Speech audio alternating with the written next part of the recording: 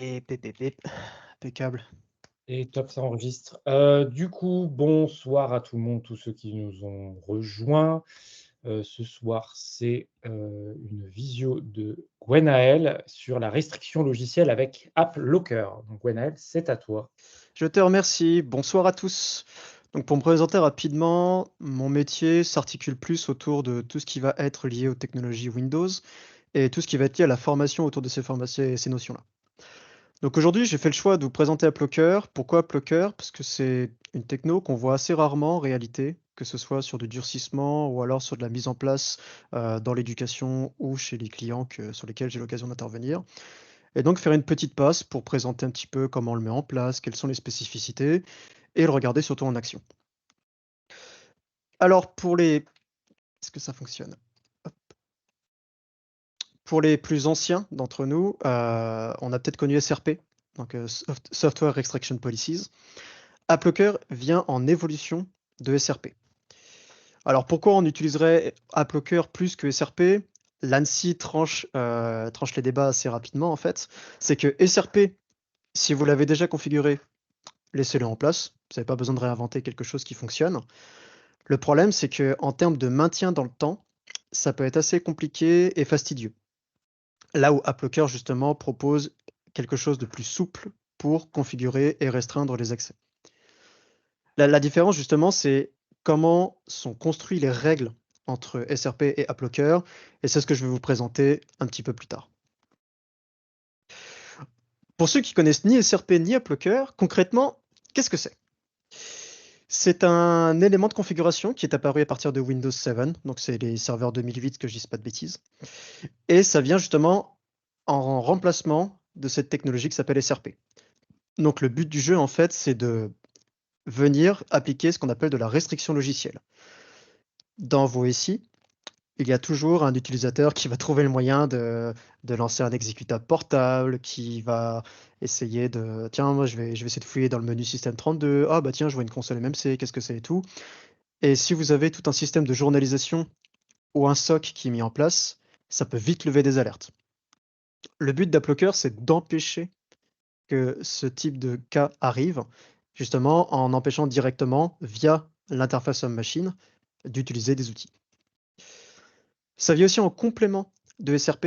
Ça corrige quelques problématiques, notamment à tout ce qui va être l'affinage des règles, parce que AppLocker permet une plus grande granularité par rapport à ce qui est possible.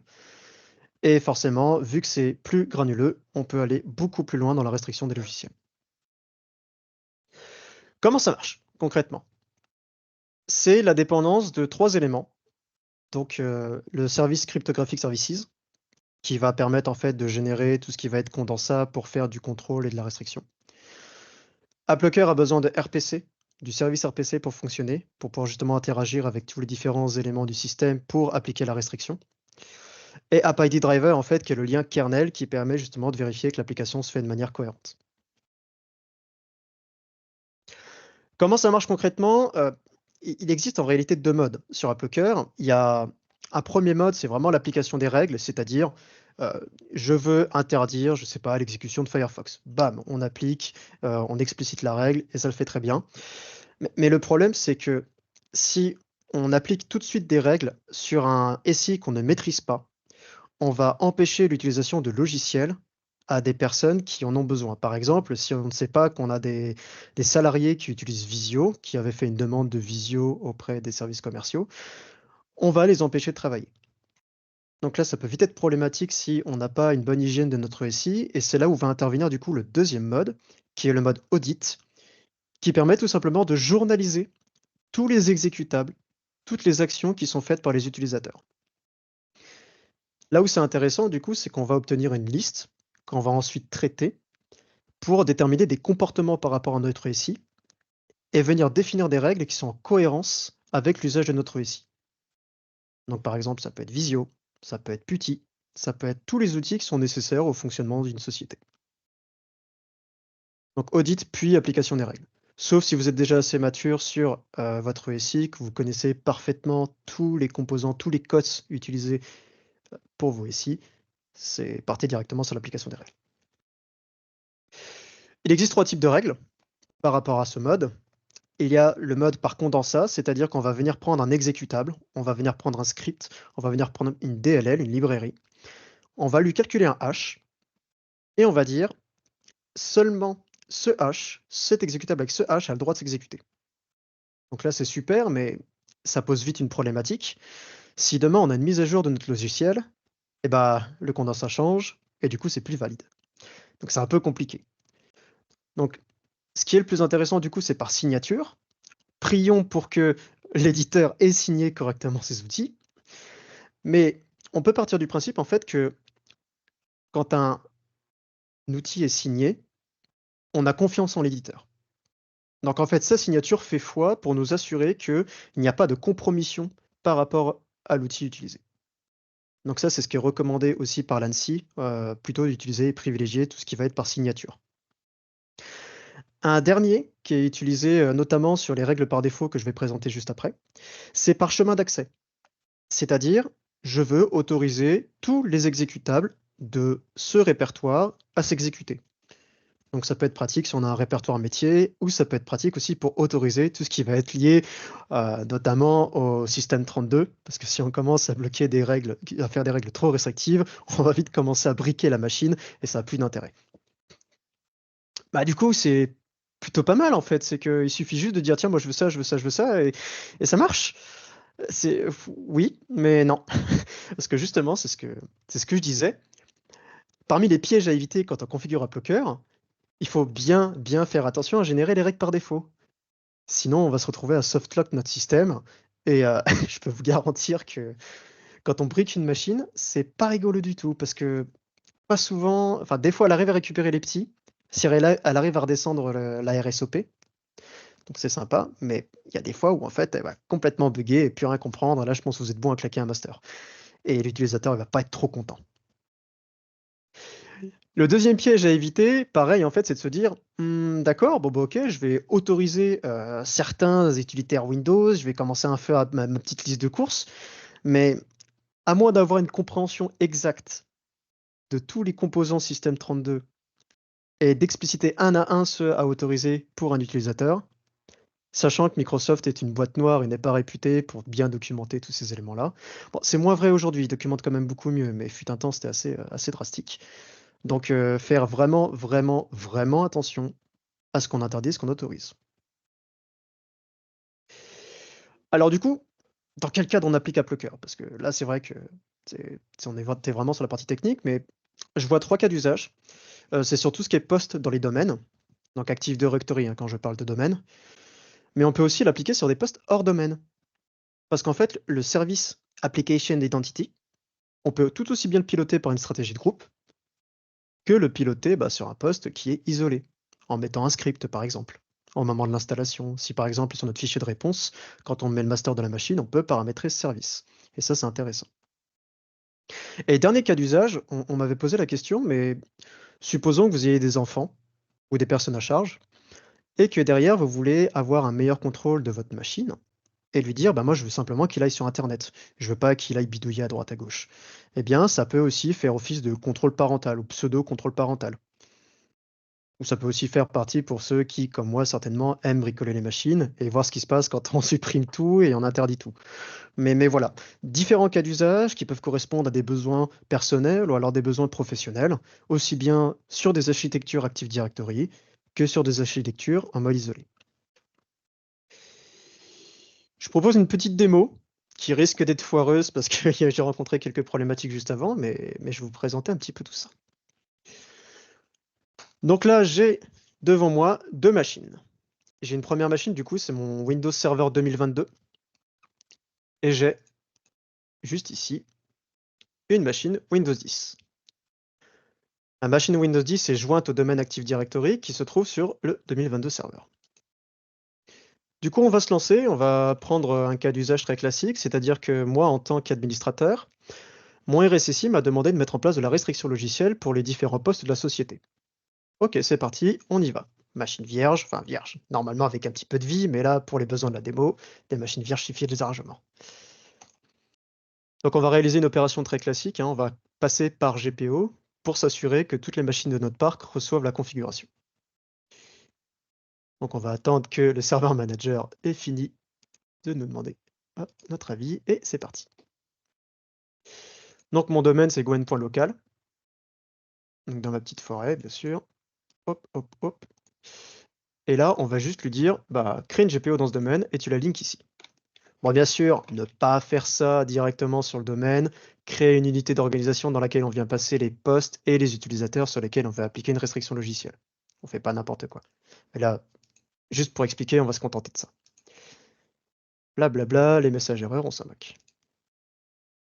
Alors, première chose à faire, c'est aller paramétrer le service Application Identity. Donc on va dans Policies, Windows Settings, Security Settings, System Services. On vient récupérer notre Application Identity ici présent. Clic 3, Properties, définir en automatique. On veut que ce service se lance tout le temps, tout le temps, tout le temps. S'il est éteint, donc en désactivé ou en manuel, donc c'est-à-dire pas allumé au moment du démarrage de la machine, ça ne fonctionnera pas. Les stratégies AppLocker ne pourront pas descendre. Ceci fait, on va enfin s'intéresser à AppLocker. Alors attention à ne pas confondre avec Software Restriction Policies, du coup SRP, qui est l'ancêtre de AppLocker. Et les deux peuvent fonctionner, je suppose. J'ai jamais essayé, j'essaierai pas selon vous. Ça risque d'avoir quelques petits conflits. AppLocker, du coup, se divise en 4 catégories. On peut appliquer des règles sur des exécutables. On peut appliquer des règles sur des installs Windows. On peut appliquer des règles sur des scripts. Et on peut appliquer des règles sur ce qu'ils appellent les packaged apps, à comprendre tout ce qui va être nécessaire au fonctionnement du système. Par exemple, les préférences, ici. Et ils vont tomber sur packaged app. Première chose à faire, du coup, c'est créer les règles par défaut. Donc ici, si on fait un clic droit, j'ai un menu contextuel qui apparaît, et là, on choisit Create Default Rules. Qu'est-ce que c'est ces règles? C'est très simple, il y a des petits commentaires, très facile à comprendre. On autorise tout le monde à utiliser tous les fichiers qui se trouvent dans le répertoire Program Files. D'accord. Donc là, voilà, condition PAF. Pareil pour les Windows Folders. Donc là, on a plutôt envie de laisser ça par défaut pour permettre aux gens de pouvoir utiliser quand même un système fonctionnel stable. Et une règle de fallback très très très importante, c'est à tout prix laisser les administrateurs d'avoir la pleine capacité du système en cas de problématique sur le poste. Il y a deux écoles, il y a ceux qui la retirent, mais la problématique c'est que c'est un coup vraiment à tomber dans un brick, dans un soft lock, donc c'est à éviter. Moi je préfère la laisser quand même par défaut. On va continuer tranquillement à créer les règles par défaut. Donc là pareil, sur Windows Installer, on essaie de laisser par défaut. Les scripts, on laisse par défaut. Et les packaged apps, on laisse par défaut. Alors là, ouais, c'est super, mais en fait, c'est-à-dire que tout le monde a le droit d'utiliser tous les fichiers de Program Files? C'est peut-être un peu gros. Donc pour les besoins de la démo, on va retirer cette règle-là. Et uniquement cette règle-là. On va laisser Windows Folder pour tout le monde, parce que sinon, on va avoir quelques petits problèmes. Donc là, on vient de créer nos règles, par défaut. Ce qu'on vient faire, du coup, on va essayer de les appliquer. Avant d'appliquer la GPO, on va faire un clic droit sur AppLocker ici, on va dans les Properties, et là on nous dit, d'accord, mais comment tu veux configurer les règles? Moi je veux les configurer, tac, tac, tac, tac, et là on a deux modes, on revient sur le mode Audit Only, si vous n'avez pas une bonne compréhension de votre SI, c'est ce que je vous recommande, et surtout ça évitera de vous briquer. Et moi, dans mon cas, j'ai envie d'en forcer parce que j'ai envie de prouver que c'est pas possible d'installer et d'exécuter des logiciels. On y va, c'est parti, on ferme, on va sur notre poste. Donc je suis connecté avec un compte non privilégié. Et on va juste faire un truc très très con. On va faire la commande de l'admin 6 par défaut, gpupdate/force. Je crois que je vais devoir redémarrer la machine aussi. Bon, déjà, elle descend pas mal. Je vais la redémarrer au cas où quand même. Donc qu'est-ce qui est censé se passer?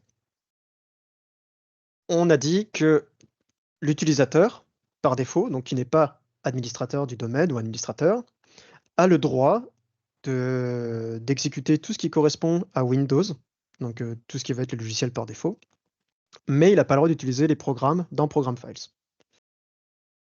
Donc voilà, Toto utilisateur. Hop.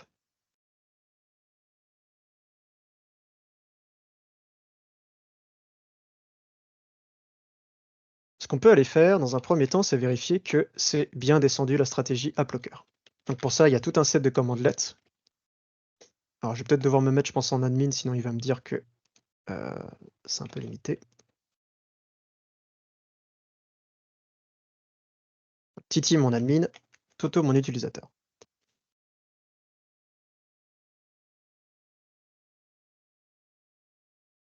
AppLocker policy, effective.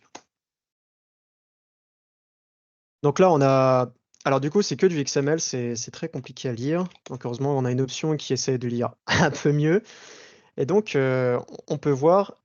Alors, je suis désolé, c'est pas très très clair, mais on peut voir en fait, par exemple, qu'ici, tout ce qui va être règle APPX, c'est Enforcement Mode Enabled. Donc normalement, si on essaie d'exécuter, par exemple, Firefox que j'avais installé au préalable, ça fonctionne, mais c'est pas censé fonctionner. Alors pour ça, il y a des outils qui sont plutôt pratiques pour débugger, mais ça, je m'y attendais. Hop, c'est la commandelet test AppLocker policy, qui permet de vérifier justement si la stratégie s'applique bien. Et du coup, j'ai pas l'impression qu'elle s'applique correctement. Un peu dommage. Hop, hop, hop. Non, on revient là, on revient là, on revient là.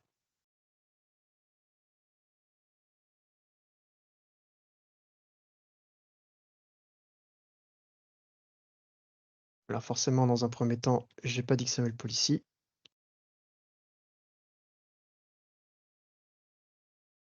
On va faire un get app Docker policy effective XML et on va pipe. D'accord, pourquoi t'es pas content? Je sais pourquoi t'es pas content. Parce que je suis dans un répertoire qui te plaît pas.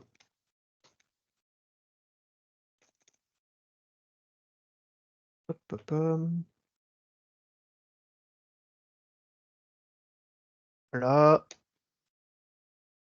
Du coup, on va te mettre dans un fichier. Impeccable.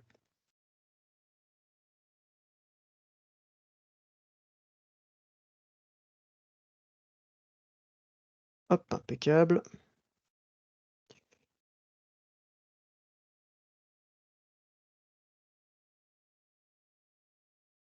Ok, j'ai un problème. Bon, c'est pas grave. L'idée, en tout cas, elle est là. J'ai un problème entre moi Windows mais entre mes deux Windows. Tant pis, la démo a échoué, c'est pas grave. En tout cas, ce qui est important de savoir, c'est que si par exemple, vous voulez autoriser un logiciel spécifique.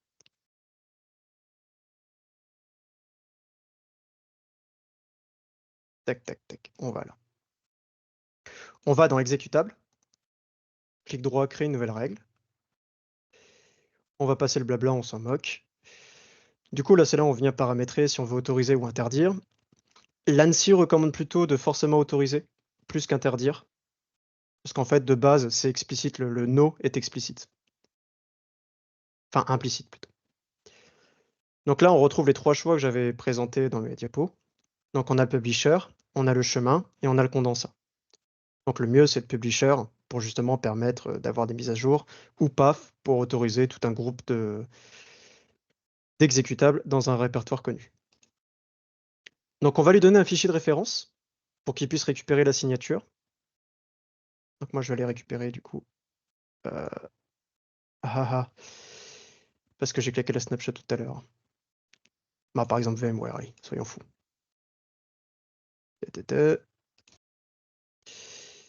On vient du coup sélectionner pas la version, pas le file name, mais publisher ici. On fait un next. Voilà, add exception publisher, tac tac tac, next, create. Donc bien sûr, au besoin, changer le nom de la règle, hein, c'est beaucoup mieux. Et donc voilà. Donc le but du jeu, en fait, c'est de... Il y a plusieurs écoles, c'est... Soit vous faites un audit, et ensuite vous allez autoriser petit à petit, enfin vous interdisez Program Files, et ensuite vous allez dire, tiens, étape par étape, je vais autoriser les logiciels qui sont réellement nécessairement ici. Et du coup, c'est beaucoup mieux de faire ainsi.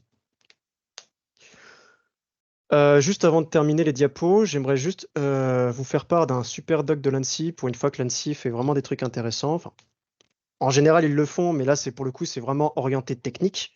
Donc autant en profiter. Et c'est du coup les recommandations pour la mise en œuvre d'une politique de restriction logicielle. Avec toutes les étapes à réaliser pour le faire, du coup avec ce que j'avais repris sur l'introduction. Et avec toutes les recommandations à faire. Donc voilà, il parle autoriser, refuser, il détaille un petit peu plus tout ce qui est possible de faire, etc. etc. Enfin, en tout cas, je vous laisserai lire. Euh, Ça permet de le faire tranquillement et j'espère pour vous, si vous n'avez pas de problème de Windows, que ça va fonctionner du premier coup pour vous. Hop, on va continuer. Donc démo foireuse, effectivement, elle l'était bien. Si on devait garder un petit peu 2-3 éléments par rapport à AppLocker, donc ça nécessite une bonne hygiène de son ici. Donc si on veut l'implémenter, audit dans un premier temps, et ensuite on applique les règles par rapport à ce qu'on a décelé sur notre ici. Ça augmente la sécurité de son ici, mais attention, ce n'est pas du durcissement. C'est vraiment deux choses à part. AppLocker fait partie d'une politique de durcissement, peut être couplé avec du durcissement, mais là on parle vraiment que d'usage utilisateur. Nos administrateurs ont toujours la capacité d'utiliser pleinement tous les outils et donc ont pleinement l'usage euh, du Windows, voilà, tout simplement. Et comme on a pu le voir là, parce que ça fonctionne pas, parce que j'ai cassé trop de trucs juste avant, attention à ne pas bloquer l'usage du système, parce que quand c'est assez limité, au mieux vous avez un système instable et vos utilisateurs ils vont venir vous voir en vous disant mais qu'est-ce que c'est que ce bordel? Au pire du cas, vous briquez vraiment la machine, vous la soft-lockez et c'est très compliqué de trouver une solution à part reclaquer le master. Voilà, merci de votre attention. Donc je vais laisser place aux questions pour ceux qui sont présents, si vous en avez, si vous voulez que je revienne sur un point rapidement ou quoi que ce soit.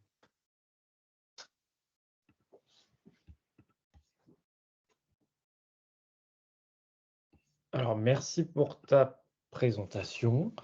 Ah, moi, j'avais pas de questions. C'est dommage que la partie démo, mais il y a une Ouais, malédiction. je suis un peu déçu de moi-même. Il y a une malédiction chez nous qui est du cyber, où la démo plante tout le temps. Mais non, non, non, moi je connaissais SRP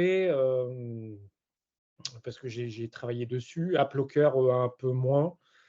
Mais en fait, c'est plus simple que j'ai l'impression à mettre en œuvre que SRP. Ah! Euh, On va voir ah alors ben, après. Ah là, bah si ça fonctionne. marche. La GPO Ça, était longue. yes, c'est ok, bon bah cool, ça marche. Ah, la démo elle marche. Voilà. Et voilà, la J'ai malédiction. vendu la peau de l'ours un peu trop tôt. Mais d'accord, c'était le temps qu'elle descende en fait. C'était le temps qu'elle descende. Ouais. Alors, pour récupérer, du coup, juste en complément, je viens d'y penser. Pour pouvoir récupérer les signatures des exécutables, il faut avoir peut-être pas une version portable, mais essayer de l'installer sur un serveur. Alors forcément, ne pas installer d'application sur un Active Directory, d'accord? On considère que c'est sanctuarisé, donc le moins possible d'applications. Mais du coup, ce qui est nécessaire, c'est que si on veut faire des règles par publisher, il faut à tout prix pouvoir récupérer la signature. Et donc là, il n'y a pas 50 solutions. C'est récupérer, bah, par exemple, je vais juste téléverser rapidement. J'ai envie de faire un test. Je vais aller dans mes téléchargements. Hop, hop, ici. Et juste voir si j'ai pas besoin de m'installer et juste créer une règle. On autorise tout le monde via un publisher. Et du coup, on va sur notre bureau. Et il récupère le truc. Voilà. Impeccable. Next, next. Bon, on peut faire create tout simplement. Donc là, vu qu'on a complètement interdit PowerShell, on a complètement tout interdit, euh, on va juste redémarrer le poste, encore une fois, pour être sûr que toute la stratégie de groupe redescend correctement.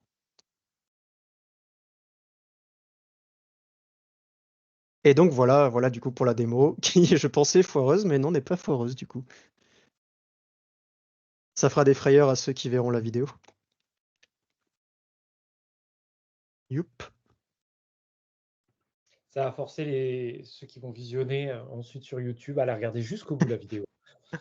Bon, c'est le temps que ça redescende, d'accord. Mais en tout cas, Là, en l'état, la règle permet d'autoriser tout ce qui provient de Mozilla. Donc là, le risque, c'est aussi bah, forcément, ouais, mais le jour où Mozilla se fait compromettre sa signature, c'est peu probable que ça arrive. Ça peut arriver, ça va certainement arriver, mais c'est moins probable que votre utilisateur qui ne maîtrise pas son ICI et qui commence à utiliser des logiciels que vous ne voulez pas qu'il utilise. Parfait. Impeccable. Voilà. C'est clair, précis. Tout le monde a compris, je pense. Bah, de toute manière, si vous avez des questions sur la mise en place, pour ceux qui sont intéressés de le mettre en place dans leur société, je suis disponible, mes DM sont ouverts, donc n'hésitez pas. Mm. Et juste, moi, je rajoute un petit truc derrière. Et voyant beaucoup d'établissements scolaires, il y en a beaucoup qui sont allergiques à la GPO. Faut pas hésiter hein, à restreindre le plus les machines parce que tout le monde touche à tout. Mais si vous bloquez pas tout, ça peut être une porte ouverte sur certaines choses dans votre parc. Je ne vais pas détailler ici. Mais voilà, et différencier vos GPO par rapport à une GPO, une fonctionnalité qui est bloquée. Parce que sinon, vous vous perdez vite si vous avez une GPO qui fait une longueur incalculable quand vous l'exportez en XML pour voir l'aperçu. Vous n'avez pas fini. Donc voilà. Alors, je ne sais pas, ça peut être Disneyland. Euh, qui a des questions, des remarques? Et En là, tout cas, nickel, ça marche. Ok, c'est bon. ouais, parfait. En tout cas, on peut remercier Gwenaël. C'était vraiment cool cette démo parce que c'était rapide, mais au moins personne n'a décroché et c'est top. Donc voilà. Dans ceux qui sont présents là ce soir, est-ce que vous avez des questions ou pas du tout?